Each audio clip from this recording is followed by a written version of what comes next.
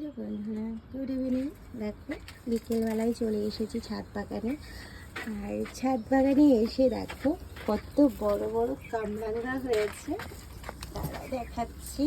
এই দেখো বেশ বড় বড় কামরাঙা, সে ফোনেই এত এরকম লাগছে। আর সামনে আরও বড় বড় সাইজে। এই দেখো এই দেখো আমাদের গাছের কামরাঙা, আর দেখতে বেশ সুন্দর লাগছে। আসলে গাছের ভেতরে ভেতরে হয়েছে এবার, মানে এখানে অনেকগুলো গাছ, সেই কারণে ভেতরে ভেতরে কামরাঙাগুলো হয়েছে বলে এবার পাখিতে খেয়ে নেয়নি। কিন্তু প্রত্যেক বছর পাখিতেই সব কামরাঙাগুলো খেয়ে নেয়। এবার বেশ সুন্দরভাবে কামরাঙাগুলো হয়েছে। 4টে কামরাঙা হয়েছে, আরও সব ছোট ছোট রয়েছে। খুব সুন্দর লাগে দেখতে। মামা এদিকে এসো, ঐশী।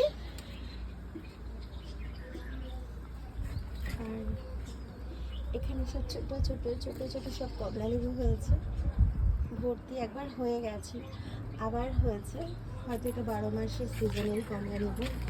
এই দেখো বন্ধুরা, এটা কি গাছ? ও আচ্ছা, এটা বোধহয় এটা মৌসুমি লেবু গাছ, আর ওই পাশে কমলা লেবু গাছ। এই না মামা, আছেও না সেখানে।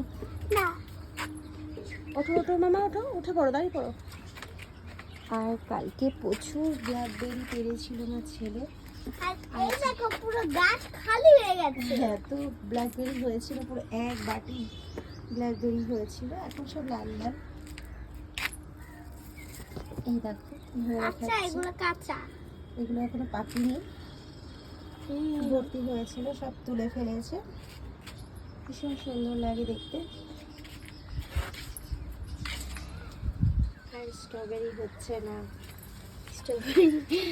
স্ট্রবেরি শেষ, আর হবে না বোধহয়। কেন গরম পড়ে গেলে স্ট্রবেরি হতে চায় না। টাটা।